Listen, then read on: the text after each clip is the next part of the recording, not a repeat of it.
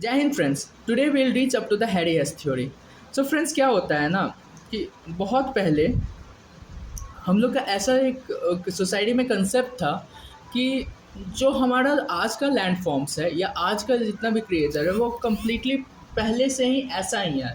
Means जिसे हम आज के टाइम में डिवाइन थ्योरी बोलते हैं, यानी हमारे डिवाइन क्रिएचर ने इस अर्थ को जैसे बनाया था वो आज तक ऐसा ही है, इसमें कोई चेंजेस नहीं है। ऐसा ही माना गया था पहले तक। तो क्या होता है कि अबाउट 1950 में एक जर्मन जियोलॉजिस्ट आते हैं, अल्फ्रेड वेगनर, लिखा origin of continent and ocean, जहाँ पे उन्होंने एक्सप्लेन करने का कोशिश किया डेट पहले अबाउट पहले जितना भी लैंडफॉर्म था वो सारा यूनाइटेड था और बाद में वो जाके टूटा, जिसे हम लोग कॉन्टिनेंटल ड्रिफ्ट हाइपोथेसिस बोलते हैं। So let's see what where those. तो उनके according all continents were joined together about 300 million year ago which was known as Pangaea. और वो पेंजिया जो है about 200 million year ago break करता है into two land which was known as Angara land and Gondwana land. Angara land further formed North America and Eurasian, and Gondwana land further formed South America, Africa, Antarctica, India and Australia. अगर ये scientific community में एक क्योज ले आया, they rapidly question Wegener. So scientific community they started questioning Alfred Wegener. तो Alfred Wegener ने से प्रूफ मांगा गया और उन्होंने कुछ एविडेंसेस प्रेजेंट किए। Those evidences were jigsaw fit of the continent which was got rejected. And अब कैसे हुआ देखिए, उनके अकॉर्डिंग जैसे अगर हम आज एक साउथ अमेरिकन कॉन्टिनेंट को देखें और अफ्रीकन कॉन्टिनेंट देखें, तो उनके अकॉर्डिंग ये एक क्लोज रेजेम्बलेंस में है और ये मेरा इसमें साउथ अमेरिका मेरा अफ्रीका में जाके फिट हो सकता है। रिजेक्ट होने का रीज़न यही था। सपोज़ कीजिए आपको मैं एक सिंपल लॉजिक देता। सपोज़ आप एक टॉर्च चलाइए और अपने हाथों से बहुत सारा मीन्स शैडो बनाने का कोशिश कीजिए किसी वॉल पे, तो वो आपके दिमाग की क्रिएटिविटी है, वो आपके ब्रेन की प्रॉपर्टी है जो कि वेरियस इमेजेस को रिकॉग्नाइज करता है और उसे नाम देता है। तो this was just a imagination of Alfred Wegener and nothing else, so it got rejected. Secondly, Alfred Wegener ने बोला डेट हमारा जो जियोलॉजिकल रॉक है वो बहुत जगह सेम है। फॉर एग्जाम्पल, जो हमारा अफ्रीका में जो रॉक जिस टाइप का रॉक है वैसा ही रॉक हमारा साउथ अमेरिका में भी है, जो कि एक कंक्लूजिंग एविडेंस नहीं था obviously. And further he told that the fossils of certain plants and animals are found in the different distinct continent in which they are not habited। ये भी एक कंक्लूजिंग एविडेंस नहीं था, क्योंकि फॉसिल का होना पहले के कंडीशन क्या थी अभी तक बहुत अच्छे से नहीं पता है।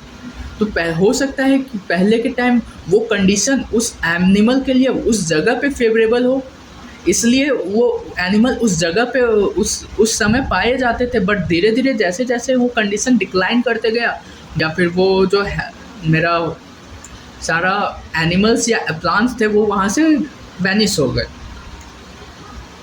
So this was thing further.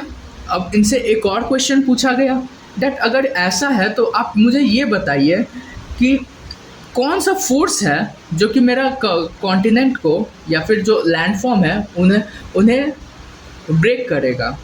तो एज यू नो डैट ये Alfred Wegener was not good at this thing, but he try to explain this by polar fling force and through the tidal force.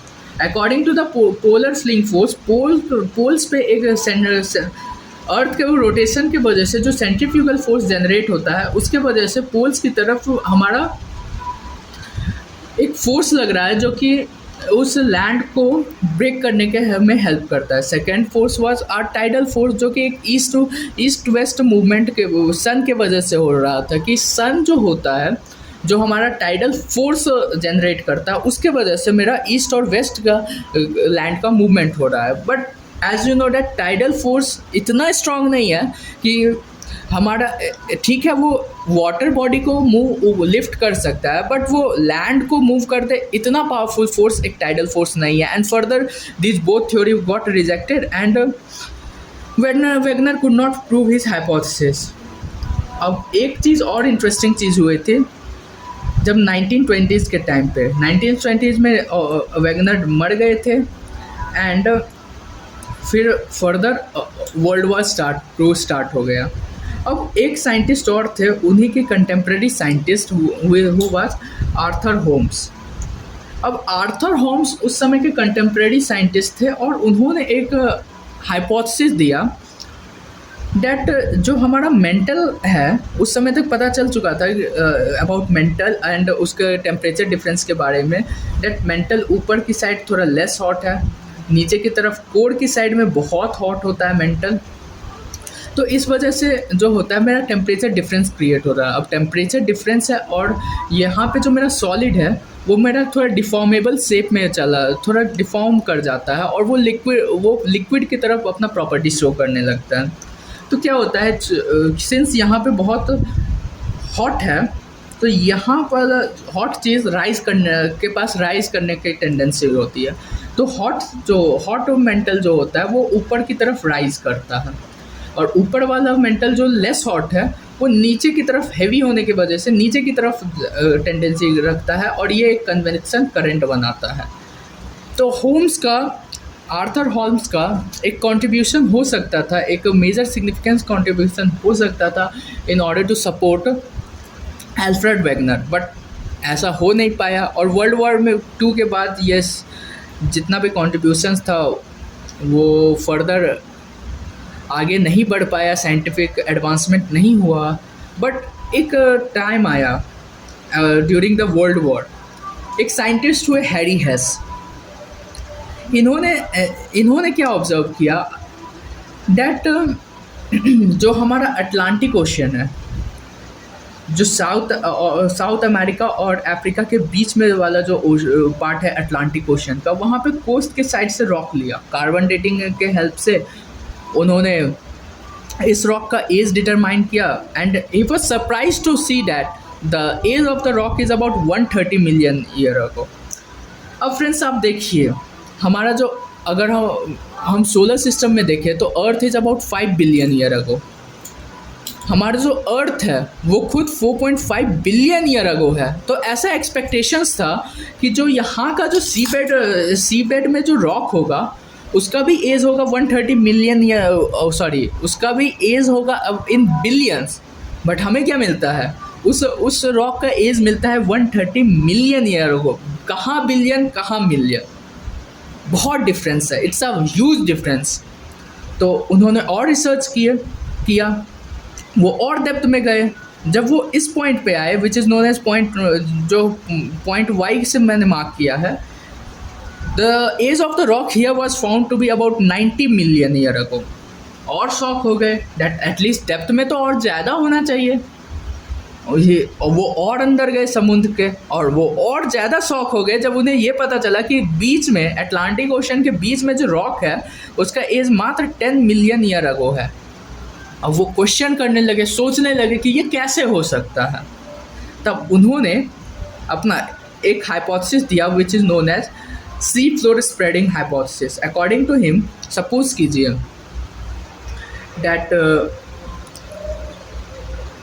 तो according to उनके theory के according क्या हुआ that suppose कीजिए ये continent है, 2 continent है, वही सपोज ये मेरा नॉर्थ अमेरिका है, ये मेरा अफ्रीका है और ये मेरा सी बेड है। सी बेड में मेरा वॉल्केनो है, माउंटेन्स हैं। तो नीचे से मेरा मैग्मा आ रहा है, मैग्मा ऊपर की तरफ आ रहा है और यहाँ पे फ्लो कर रहा है। अब बेसिकली जो हमारा रॉक्स होता है वो 3 टाइप का होता है। जो मेरा न्यूली फॉर्म मैग्मा से जो रॉक बनता है वो उसे हम इग्नियस रॉक बोलते हैं। अब यही इग्नियस रॉक जब दूसरा फॉर्म ले लेता है, कोई एक स्पेशलाइज्ड फॉर्म ले लेता है, तो उसे मेटामॉर्फिक रॉक बोला जाता है। Metamorphic rock. और फर्दर अगर किसी माउंटेन के सेडिमेंट से मेरा कहीं डिपोजिशन हो रहा है और वो रॉक बन रहा है, इसे हम लोग सेडिमेंट्री रॉक बोलते हैं। ओके, तो यहाँ पे जो हमारा मैग्मा की वजह से मेरा इग्नियस रॉक बन रहा है और नीचे की तरफ से मैग्ना कॉन्टिन्यूसली आ रहा है, फिर ये इग्नियस रॉक को फर्दर पुश कर रहा है कॉन्टिनेंट्स की तरफ, और यहाँ पे हर हमेशा एक न्यू एज का रॉक हो रहता है, लेकिन और जो थोड़ा सा पुराना हो जाता है वो मेरा कॉन्टिनेंट की तरफ चला जाता है। अब होता क्या है, अगर सपोज कीजिए ऐसे ही कॉन्टिनेंट्स की तरफ जाता रहे तो एक टाइम पे वो पाइलअप होकर बहुत ज़्यादा हो जाएगा और धीरे धीरे हमारा ओशन वैनिश हो जाना चाहिए था, लेकिन ऐसा हो नहीं रहा है। तो वो तो हैरी हेस और सोचते हैं। तो बेसिकली क्या होता है, जब हमारा दो टाइप का रॉक होता है, एक लाइट रॉक और एक हेवी रॉक। जब लाइट रॉक और हेवी रॉक कोलाइड करते हैं तो लाइट रॉक जो होता है, हल्का वाला जो होता है, वो मेरा हेवी रॉक के अंदर सबमर्ज कर जाता है। और यही हो रहा है, हमारा ओशियन बेड का जो रॉक होता है वो हेवी होता है और कॉन्टिनेंट का जो रॉक होता है वो हमारा लाइट होता है। तो ओशियन का जो रॉक होता है वो कॉन्टिनेंट के अंडर सबमर्ज कर जा रहा है, जिसे हम लोग सबडक्शन बोल रहे हैं।